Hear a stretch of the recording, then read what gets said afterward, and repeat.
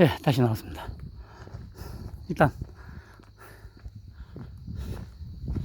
뭐 이제 한 5km 정도 남지 않았을까 싶어요.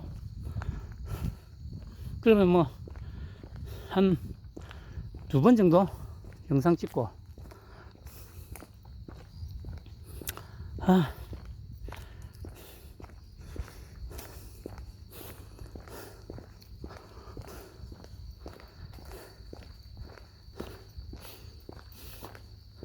그래도 뭐 얘기가 왔다리 갔다리 했는데, 한 가지는 분명합니다. 뭐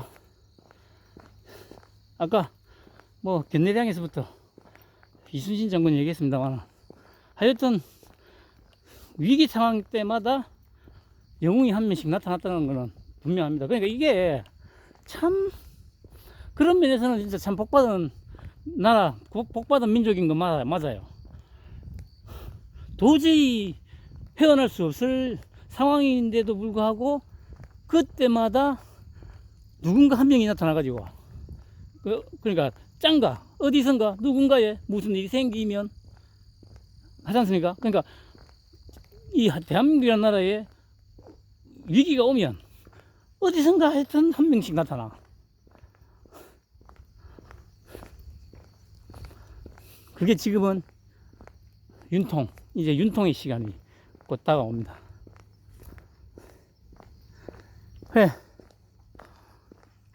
뭐 아까 저기 박정희 대통령 얘기 좀 하자면, 그게 뭐 이제 그 이제 다큐를 보니까 그래, 뭐 이제 집권하고 바로 또 미국 가가지고 뭐 이제 우리가 월남 파병해줄게 했는데 바로 이제 케네디한테 거절당하고, 당연히 그때는 이제 독재자다 뭐 이런 쿠데타로 이제 집권했기 때문에 이제 독재자다 이런 이제 인식이 있다 보니까 이제 좀 멀리 하려고 했다는 거죠. 그러다가 이제 뭐 시간이 조금씩 지나면서 그 짧은 시간에 그러니까 보자, 1억 불에서 10억 불 된 게 11년이라고 했나? 73년 73년? 아닌데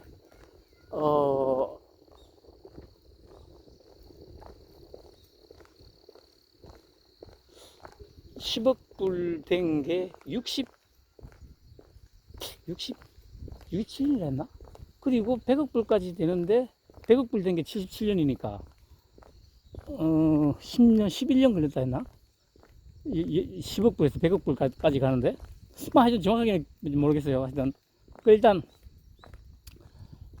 그 뭐 독일에 이제 광부 간호사 파견하고 거기서 벌어온 외화로 이제 경제개발 계획 세워가지고 뭐 구미에 공장 만들고 포항에 제철소 만들고 또 뭡니까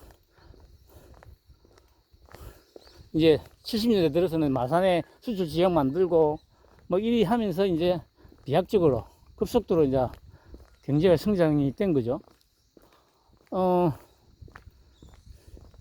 그러면서 이제 그래 어쨌든 뭐 이런저런 이제 업적들이 많습니다만, 가장 제가 보기에도 그러니까 새마을 운동보다도 더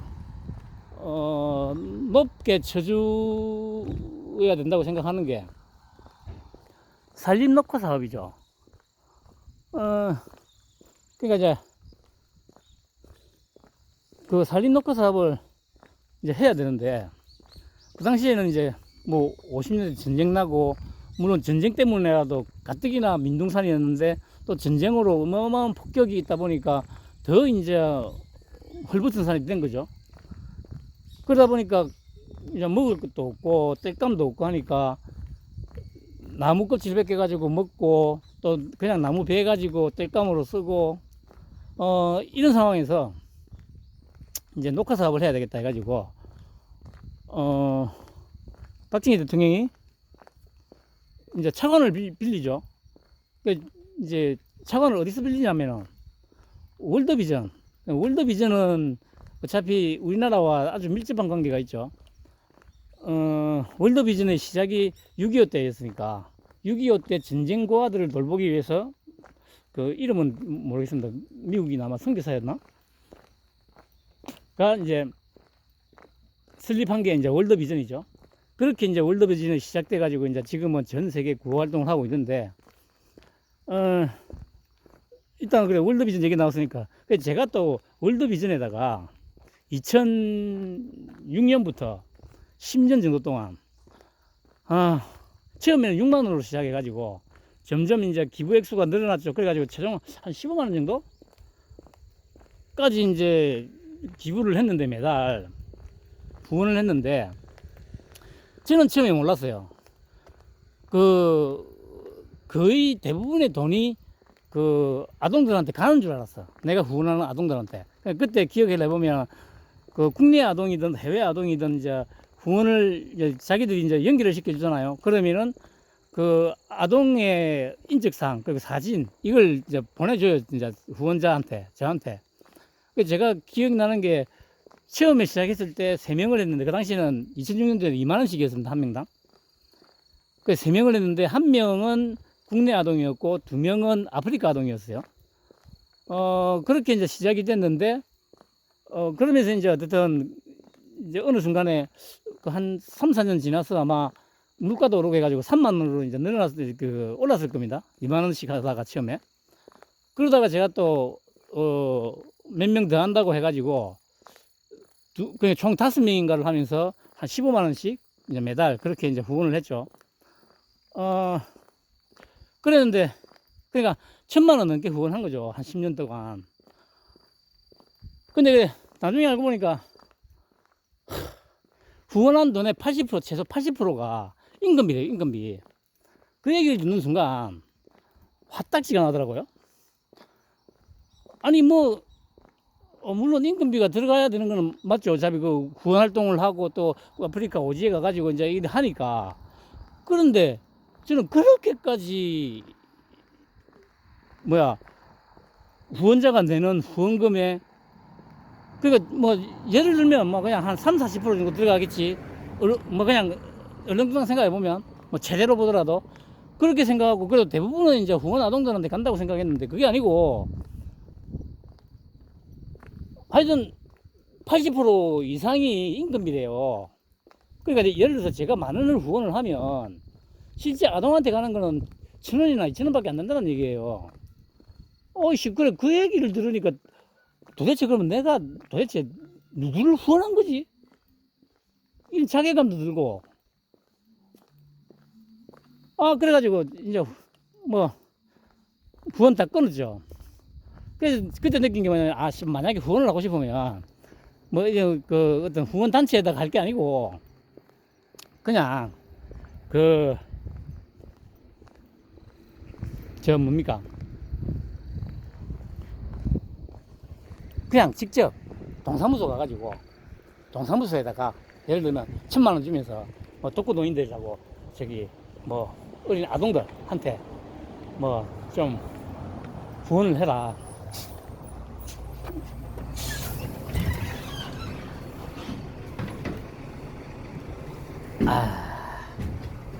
제가 보면 지금 여기가 법동어그로니까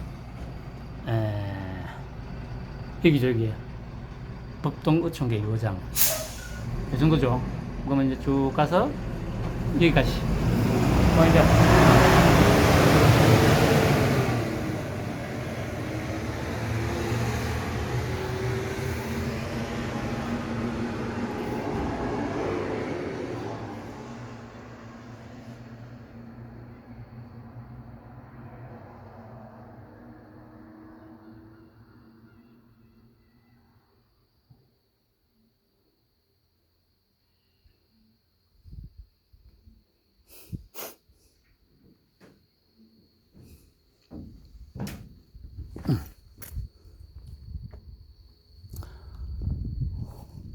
그래서 제가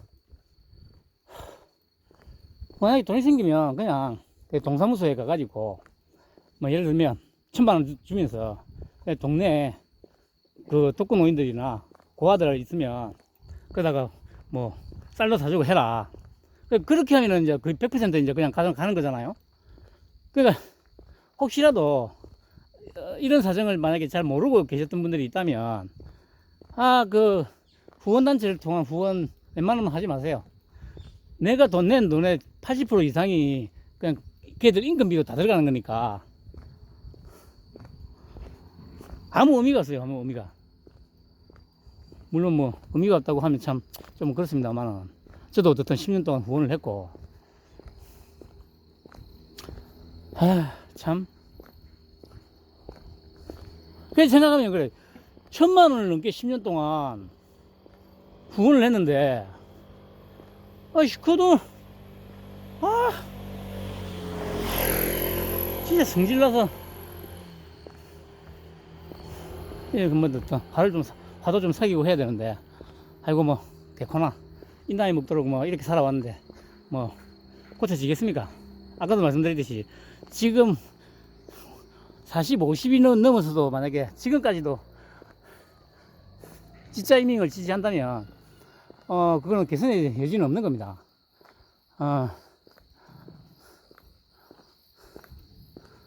고쳐지진 않아요. 아니 그래 뭐 지금 보면 뭡니까 그 무슨 부동산 대책이랍시고 그래 뭐 전부 수도권을 뭐 뭡니까 거래 허가 구역으로 다 묶어 가지고 뭐 쉽게 말해서 이게 무슨 공산당도 아니고 허가 받아야 집을 살 수 있고 이렇게 아니 자본주의 사회에서 아니 집 사는데 허가를 받아야 된다는 게 말이 됩니까? 아니 뭐 예를 들어서 저기 그 개발 제한 구역으로 묶여 있는 곳이라면 또 좀 모르겠습니다만은 그게 아닌데 참 그래 아무튼 그래 또 얘기가 또 왔다 갔다 하네. 아무튼 그래 그래서 그래 그 월드비전 그 월드비전에 대한 좋은 제가 진짜 그래 월드비전도 왜 제가 후원을 하게 됐냐면 한비야 이 비루물 아줌마 때문이었죠. 그 당시에 이제 그러니까 이제 이 아줌마가 그 이제 저 뭡니까 90년대에 뭐 세계 여행을 하고 쓴 책이 있지 않습니까? 바람의 딸 걸어서 지구 두 바퀴 반인가? 하여튼 그게 총 세 권인가 네 권인가 뭐 그렇게 시리즈로 있었는데 그 책을 이제 읽으면서 감동을 받았죠. 그래서 책 보면 이제 그러니까 그 세계 여행을 한 6년 정도 동안 이제 더보 여행 그렇게 세계 여행 끝내고 이제 자기가 이제 여행하면서 오지를 다니면서 이제 느꼈던 그런 부분들을 실천하기 위해서 이제 자기가 이제 들어간 곳이 월드비전이었거든요.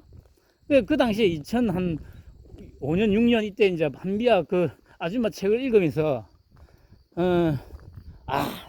나도 그럼 좀 좋은 일을 해야지 후원을 한번 해볼까 그래가지고 시작했던 게 이제 월드비전 후원이 시작됐던 거죠. 2006년쯤서부터. 아무튼 근데 그 책 내용을 보면 그 약간 좀 그 당시에도 뭐라고 해야 되지 조금 의아하다고 해야 될까 하여튼 그러니까 제가 원래 또 지금은 조금 달라졌습니다만은 뭐 솔직히 한 40대 정도 때까지만 해도 웬만해서는 사람을 의심하거나 뭐 특히 사람을 만나거나 했을 때 좀 대화를 해보고 해가지고 이제 딱 봤을 때 특별하게 뭔가 약간 좀 그런 느낌이 없으면 굳이 그 사람을 의심을 하거나 그러지는 않았었거든요. 근데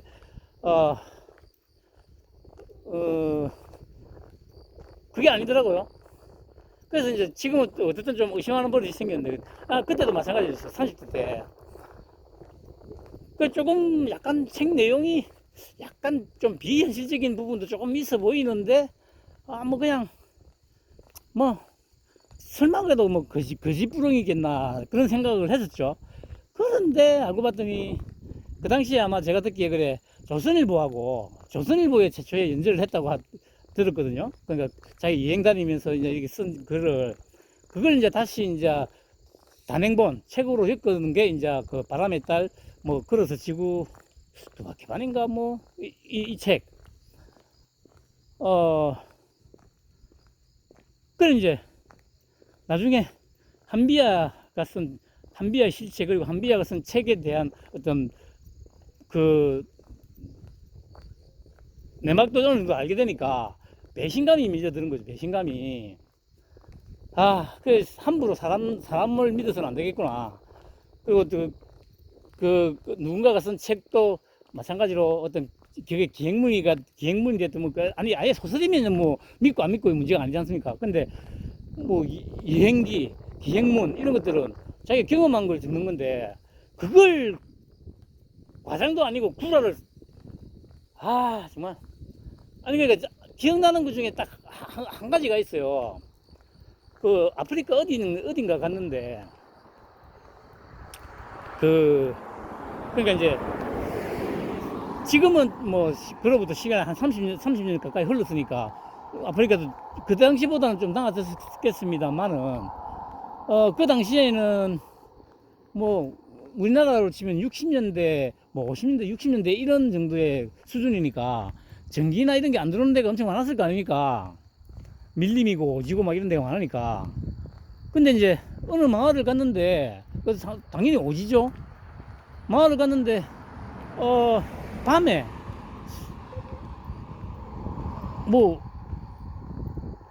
뭔가를 잠깐 하려고 밖에 나갔대요. 칠흑같이 어둡고 생전 처음. 그러니까 지금 이런 도시도 아니고 이런 도로가 있는 것도 아니고 오진데 길을 잃어버렸는데 다행히 뭐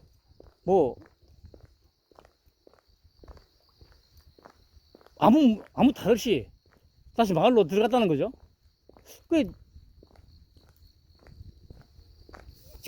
그때는 뭐 그럴 수도 있지 뭐 했는데 아니 그래 나중에 시간 좀 지나서 어디선가 누군가가 한 얘기가 그런 것들 부분들 다 구라였다고. 상식적으로 그게 되겠습니까? 그리고 거기가 아프리카인데 뭐 온갖 해충이 아니면 뭐 뱀이든 뭐 야생동물 그 밤에 돌아다닌다는 게 말이 됩니까, 여러분? 근데 그 부서시 그런 식으로 적어놨더라고요.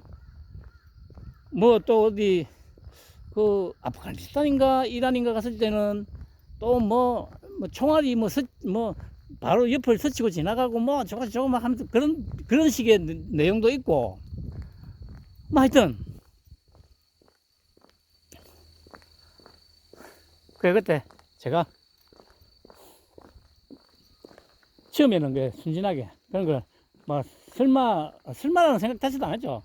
그냥 당연히 그게 사실이겠거니 했는데 그런 책 내용도 구라가 많았고 또 월드비전에 대한 어떤 환상, 그러니까 정말 아까도 말씀드렸듯이 내가 후원하는 돈의 대부분이 다 후원 아동한테 다 가는 줄 알았거든요. 저는 아마 아직도 그렇게 알고 계시는 분들 많을걸요 아마. 그러니까 이건 월드비전만의 문제는 아닙니다. 뭐 굿네이버스 무슨 이런 많잖아요. 뭐 유니세프 뭐 이런 많은데 그거 다 똑같을 거란 말이죠.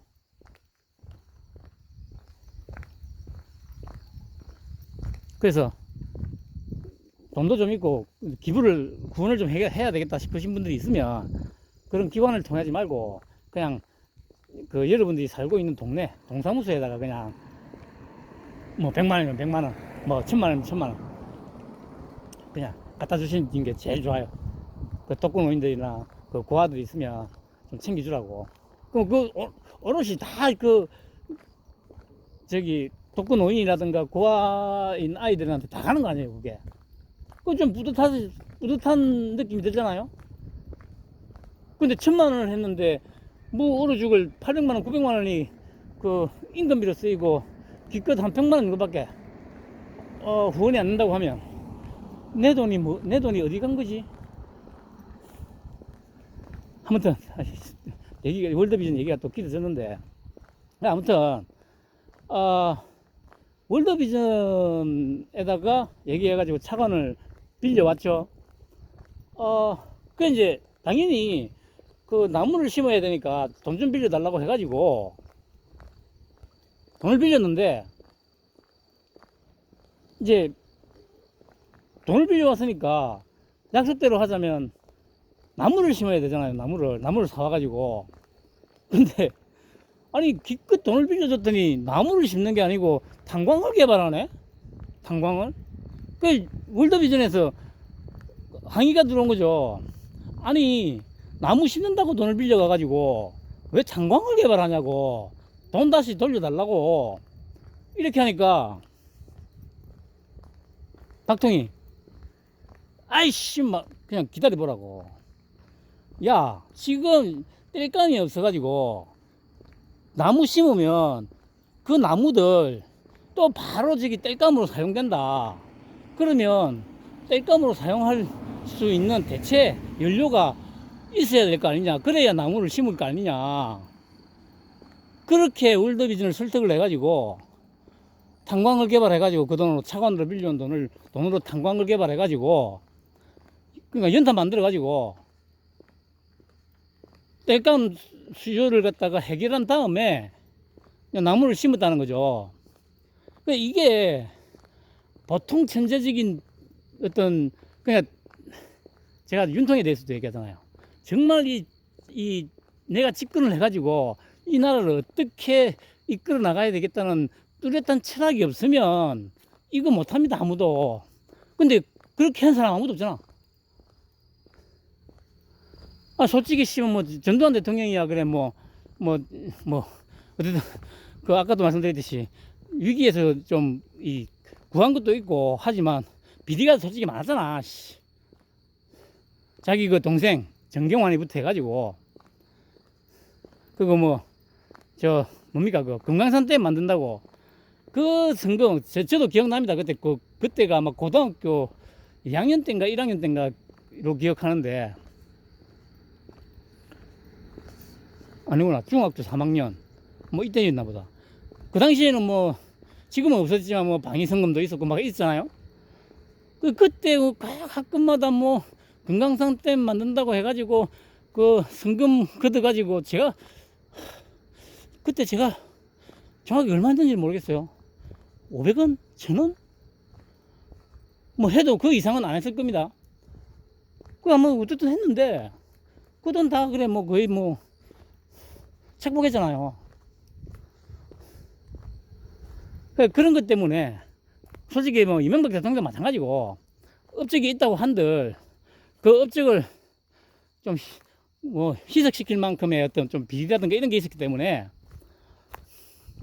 별로 뭐 좀 그렇고요. 그래 뭐 이승만 대통령, 박정희 대통령, 그 다음에 지금 윤통 같은 경우는 내가 대통령이 되어서 반드시 이렇게 해야 되겠다는 뚜렷한 철학이 있었단 말이죠. 윤통도 마찬가지고. 제가 말씀드리잖아요. 윤통은 그 김영삼 이 새끼 이후로 가세가 아니고 구군이 기울기 시작했고, 이 빨갱이 새끼들 천지가 돼가지고 지금은 뭐 아예 그냥 그 껍데기만 대한민국이고 나라는 지금 짱개 새끼들한테 다 넘어간 상황이잖아요. 그걸 이제 오랫동안 경험을 해놓으니까 이거 안 되겠다. 이거 다 두들겨 잡고 나라를 다시 반석 위에 올려놔야 되겠다. 이 철학을 갖고 집권을 한 거란 말이지. 윤통은 박정희 대통령이 그랬던 것처럼, 이승만 대통령이 그랬던 것처럼 그냥 저런 쓰레기 잡놈 같은 그냥 자기 비리 범죄를 숨기기 위해서 권력을 남용하는 이따위 빨갱이 새끼들하고는 차원이 다르죠. 달라.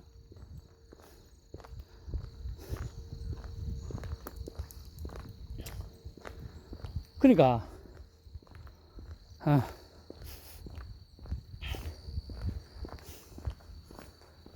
벌써 또 25분 지났네.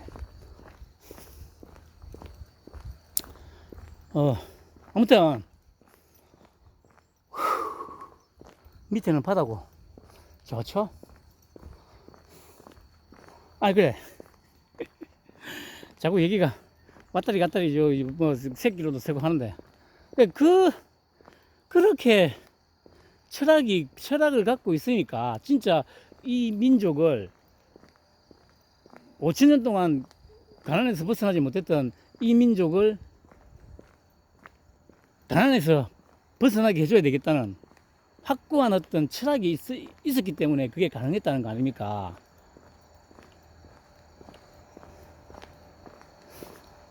근데 이 빨갱이 새끼들은 지금 이 빨갱이 새끼들이 딱 세대가 그러니까 뭐 5060이니까 60대 이상 우리들 아버지 세대들이 피땀 흘려서 그 위대한 지도자들의 어떤 그 지도 아래 이렇게 만들어 놨는데 이 새끼들은 꿀만 빨다가 또 자기들 자식들한테 죄다 또 다 떠넘기고 자기들만 잘 먹고 잘 살겠다는 이런 새끼들 아니에요 지금. 이 빨갱이 새끼들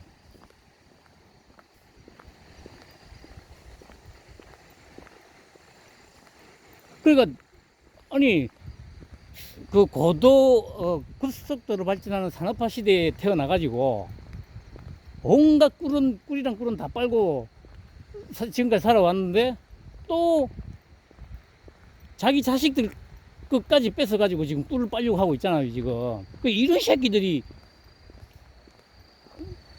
이 제정신 이 처죽이 새끼들 이 빨갱이 새끼들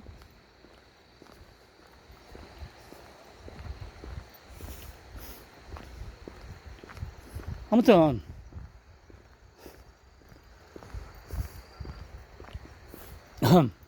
또 뭐 27분 뭐 또 한 30분 돼가네요. 저기 길감을 좀 쌓아놨고 근데 차도 있고 한데 조금 썰렁한데 사람이 신발이 있는 거 보니까 사람은 있나 보네요. 신발은 앞에 보이네요. 근데 조금 약간 느낌이 막 주변에 뭐 아무것도 없어서 그런 걸 수도 있는데 사람이 살지 않는 좀 그런 느낌.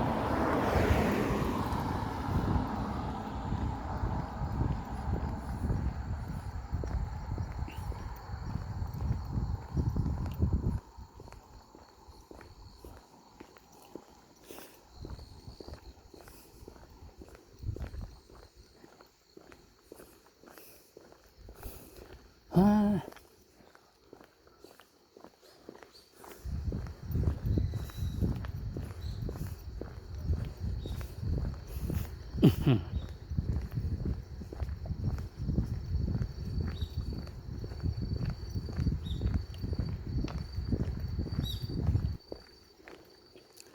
어디 보자. 조금, 뭐 그래. 지금 이 위치는 뭐 앉아서 쉴만한, 장소는 뭐 별로 안 보이고, 음.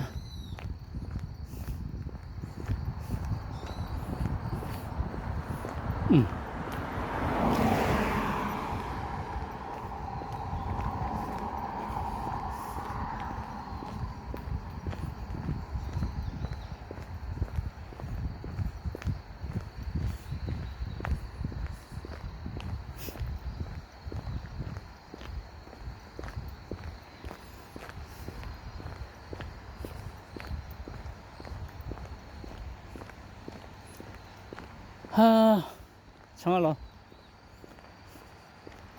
그래서 다음 주에, 뭐, 그래, 상황을 보고, 그대로 올까? 아니면, 아까 말씀드린 대로 밀양에 올라가서, 밀양